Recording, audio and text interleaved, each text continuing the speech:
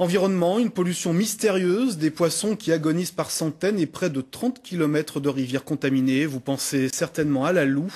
Eh bien non, cette fois, c'est la Bienne, dans le Haut-Jura, qui est à son tour touchée de plein fouet par une mystérieuse pollution. Isabelle Forboto, Lucie Dunchot.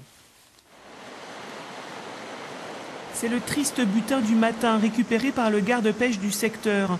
Des truites fario malades et mortes ont été retrouvées par centaines dans la Bienne, entre Saint-Claude et Lavancia. Les pêcheurs sont en colère et démunis.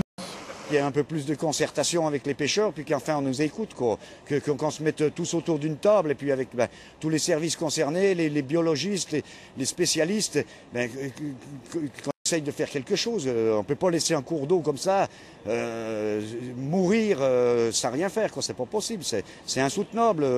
L'eau, c'est la vie.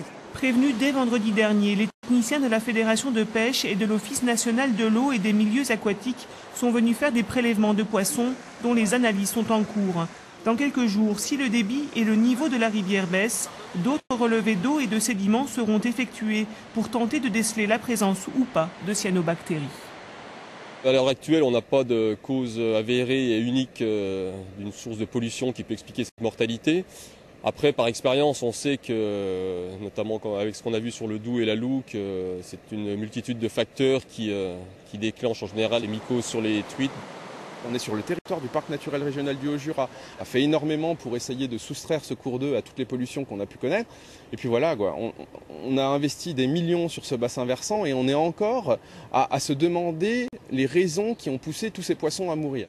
Des pollutions par dizaines que Nicolas Germain a recensées dans un DVD, des images filmées par les pêcheurs jurassiens et notamment ici au bord de la Bienne. La moitié des images de rejets en direct ont été filmées sur la Bienne, donc c'est pas un hasard quoi.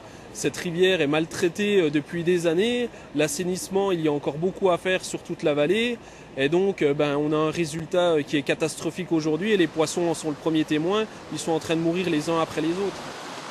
La Bienne est touchée sur près de 30 km par cette pollution. Une plainte contre X sera déposée dans les jours à venir.